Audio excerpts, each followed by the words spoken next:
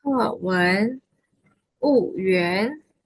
婺源县位于江西东北部的大山之中，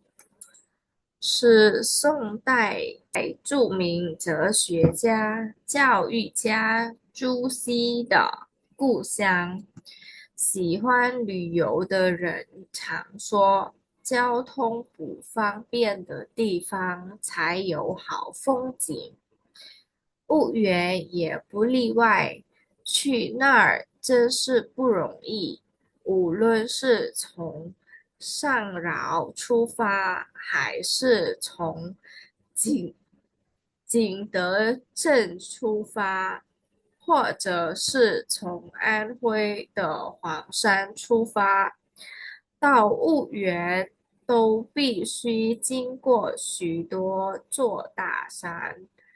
大山把婺源与外面的世界隔开了，所以这块地方的古老的文化和美丽的风景才保存到了今天。婺源是当今中国明清古建筑保存的最多、最完整的县之一。此外，婺源这个地方自古就重视读书，人们都叫它书香。在这里，文化不是只体现在古建筑上，而是像这里早上的雾气一样，渗透到了县城的每一个角落。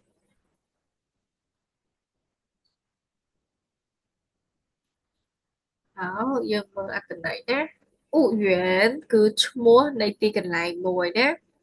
U Yuen Xiên Xiên cứ sọc nhé. Sọc để mình mua U Yuen nữa nhé. 位于江西东北部的大山之中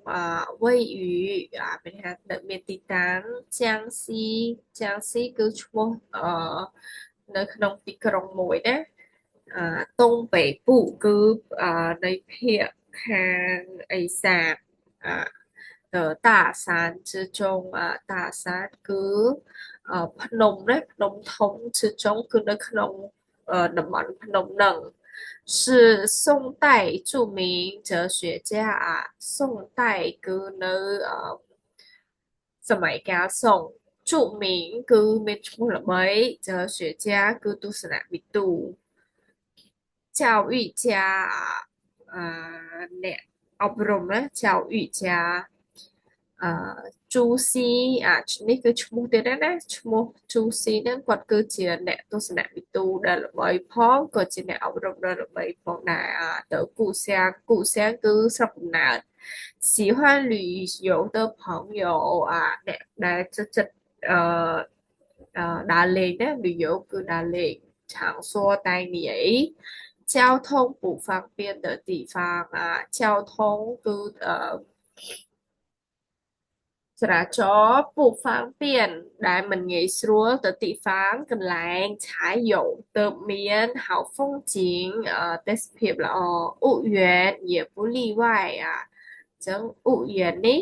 ក៏មិន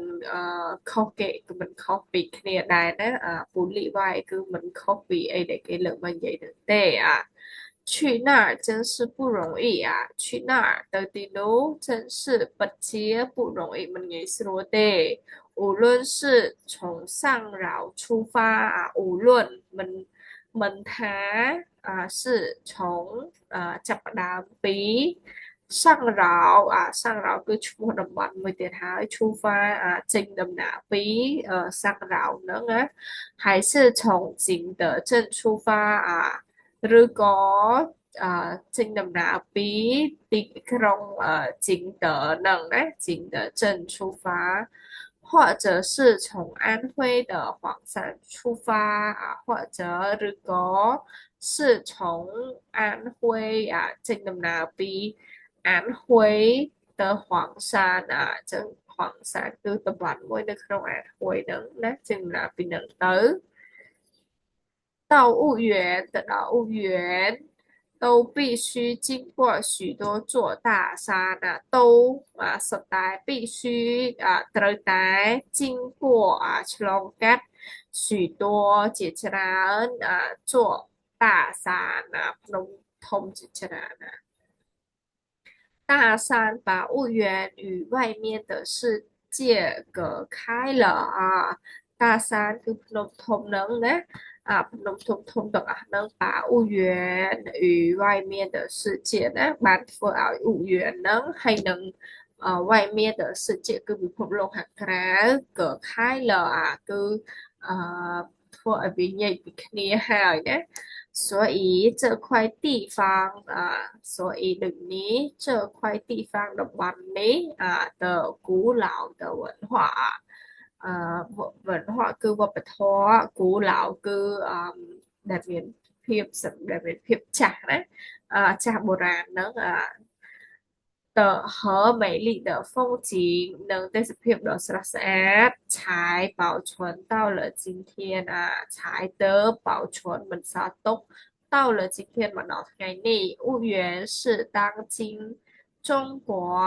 明清古建筑保存的最多婺源គឺតំបន់婺源是当今គឺនៅរាល់ថ្ងៃនេះ中国明清ប្រទេសចិន明清គឺសម័យគេនិយាយពីសម័យកាល明清ហ្នឹងណា古建筑គេនិយាយពីអឺសំណង់អគារបុរាណណា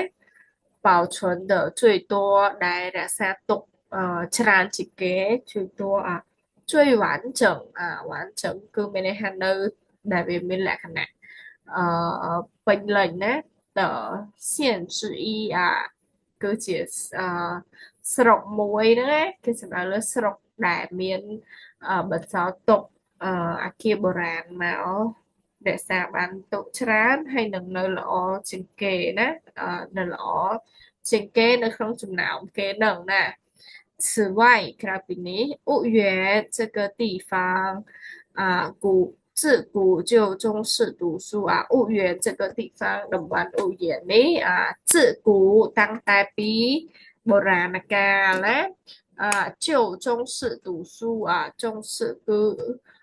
មើលសំខាន់ទៅលើ读书គឺការរៀនសូត្រណា人们都叫它书香人们គឺមនុស្ស都叫它សុទ្ធតែហៅវាថាស៊ូសៀងស៊ូគឺសៀវភៅណាសៀងគឺសៀងគឺអីគេណ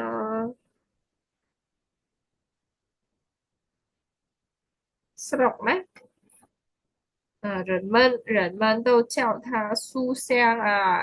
មនុស្សទាំងអស់សុទ្ធតែហៅវាថាជាស្រុកសៀវភៅ在这里នៅទីនេះ文化不只是文化不是只体现在古建筑上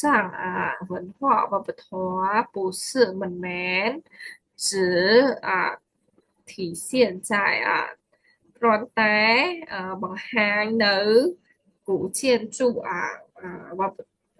សម្បត្តិវប្បធម៌បុរាណទេណា是像这里早上的雾气一样ប៉ុន្តែគឺដូចជាផ្សែងពេលព្រលឹមអញ្ចឹងណា渗透到了县城的每一个角落渗透ជ្រាបចូល到了ទៅដល់县城គឺស្រុកក្រុងស្រុកហ្នឹងណា每一个角落នៅគ្រប់ទិសទីណានៃតំបន់ហ្នឹង